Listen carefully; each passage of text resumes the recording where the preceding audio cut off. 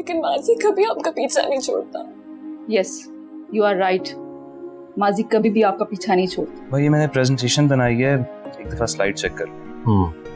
Facts and figures तो आपको सही लग रहे हैं ना? आपने मेरा बहुत ख्याल रखा है ना। कोई बात नहीं बेटा, ये तो मेरा फर्ज था। अगर सिर्फ अपने माजी में रहोगी ना तो कभी आगे नहीं बढ़ पाओगी।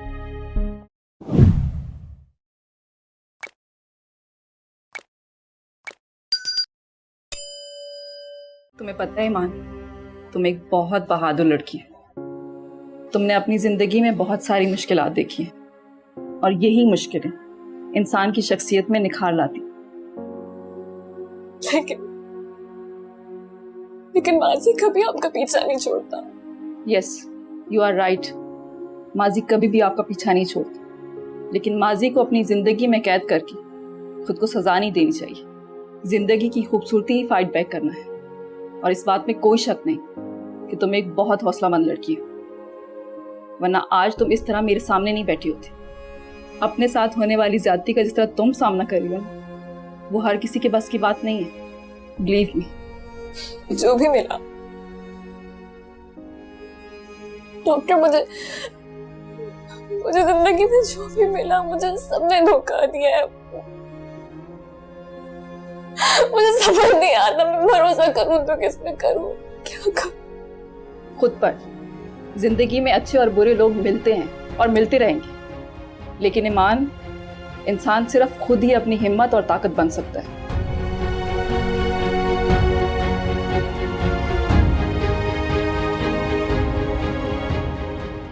वैसे बेगम साहिबा, एक बात है, हम आपके तो दीवाने थे ही, आपकी बनाई हुई चाय के भी दीवाने।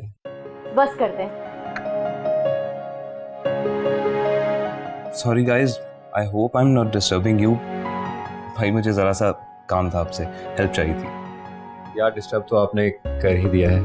एनीवेज आओ, बट बताओ क्या काम। क्यों कर रहे हैं इस बेचारे को तंग? बैठो हारिफ। थैंक यू भाभी। एक आप ही तो हैं इस घर में जो मुझे समझती हैं। अरे यार मैं मजाक कर रहा था। अच्छा बताओ क्या काम। भाई ये मैंने प्रेजेंटेशन बनाई है, एक दफा स्लाइड चेक कर। फैक्ट्स एंड फिगर्स तो आपको सही लग रहे हैं ना? आप बिजनेस को अच्छी तरह से जानते हैं, तो इसलिए सोचा आपसे पूछूं। बिल्कुल परफेक्ट है। वैसे भी तुम कोई गलती कर सकते हो। थैंक यू भाई। वैसे गलती की गुंजाइश तो हर जगह रहती है, लेकिन अगर फिर भी कोई चेंजेस की जरूरत हो तो प्लीज लेट मी नो। हाँ, अगर इसको हम कि लास्ट पैराग्राफ को थोड़ा ऊपर कर लें और जो इंट्रो है इसको डिटेल कर लें थोड़ा सा, क्या ख्याल है? परफेक्ट भाई, क्या बात है आपकी। आप बाकी स्लाइड भी देख लेना जरा। भाई हारिफ, लगता है तुम्हारा असल इम्तिहान आगे शुरू होने वाला है, उसकी भी तैयारी कर लो। कैसा इम्तिहान भाभी? क्यों जुनेद, क्या हम हारिफ को बता दें कि आजकल अम्मी अब्बू इसके बारे में क्या बातें कर रहे हैं? भाई क्यों मेरे भाई को परेशान कर रही हैं आप? अच्छी खासी तो सिंगल लाइफ एंजॉय कर रहा है वो। क्या मतलब, आप दोनों मुझे कंफ्यूज क्यों कर रहे हैं? भाई हुआ ये है कि आजकल खाने पर आपकी शादी का जिक्र बार बार होता है। अम्मी अब्बू इस वक्त शिद्दत से आपकी शादी की प्लानिंग कर रहे हैं। What? मैं शादी वादी के चक्कर में नहीं पड़ना चाहता। मुझे अभी जिंदगी में बहुत कुछ करना है। एग्जैक्टली यही तो मैं कह रहा हूँ, जल्दी शादी मत करना। क्या मतलब? यानी आप शादी करके खुश नहीं हैं? खैर मैंने ये तो नहीं कहा। आपसे तो मैं बाद में पूछती हूँ। तुम बताओ हारिफ, अगर राइट टाइम ना हो और राइट पर्सन मिल जाए तब भी शादी नहीं करोगे? Right person? अभी आजकल के दौर में राइट पर्सन मिलना मुश्किल ही नहीं है, बल्कि नामुमकिन है। और वैसे भी मुझे नहीं लगता कि मेरी आइडियल आजकल एग्जिस्ट करती है। अच्छा भाई, कौन है आपकी, किस तरह की लड़की आपको पसंद है जो आजकल एग्जिस्ट ही नहीं करती? भाभी को बताइए, हो सकता है वो आपकी हेल्प कर दें।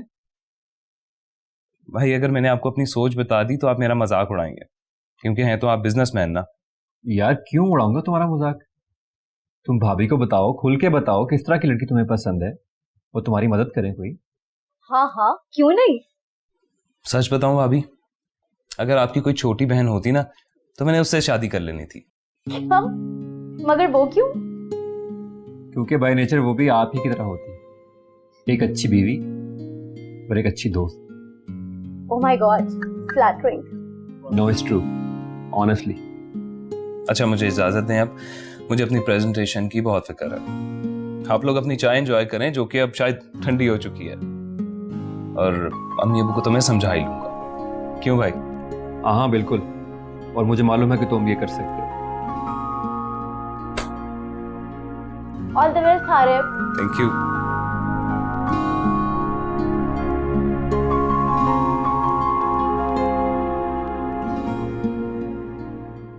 आपका बहुत शुक्रिया, आपने मेरा बहुत ख्याल रखा है ना। कोई बात नहीं बेटा, ये तो मेरा फर्ज था, ये ड्यूटी है मेरी। कहाँ चली गई थी कल तुम? वो मेरी एक दोस्त है, उसी के फ्लैट गई थी, लेकिन पता नहीं शायद कहीं और शिफ्ट हो गई है शायद वो। तो राब्ता नहीं हो सका उससे? नंबर ही नहीं है मेरे पास। ओहो, तो फिर कल कहाँ थी बेटा तुम? तो उसके फ्लैट के बाहर ही आंख लग गई, पता नहीं चला, सुबह चौक ने जगाया मुझे। अरे आप यहाँ बैठी हुई हैं, आपको डॉक्टर साहिबा बुला रही हैं। खैरियत, क्यों, क्या हुआ? मुझे नहीं मालूम, आप खुद पूछ लें। अच्छा ईमान, तुम बैठो यहाँ, मैं डॉक्टर साहिबा से पूछ के आती हूँ।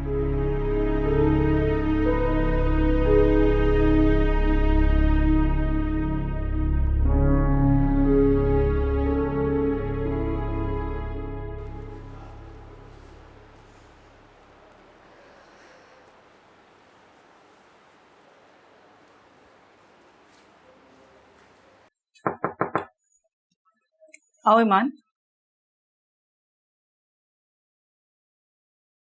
कहीं जा रही हो? जाना तो है ना डॉक्टर। ठीक है, तो फिर क्या सोचा तुमने? पता नहीं, कुछ समझ नहीं आ रहा।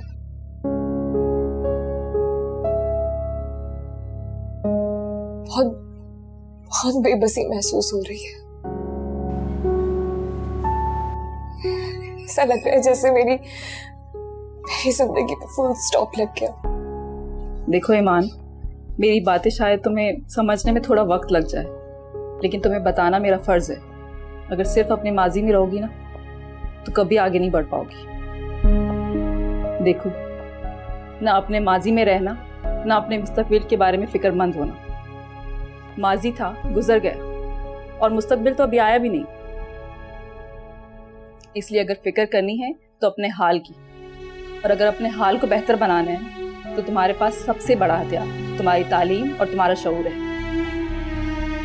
अब इसी हथियार को इस्तेमाल करते हुए तुमने अपनी नई जिंदगी का आगाज करना है।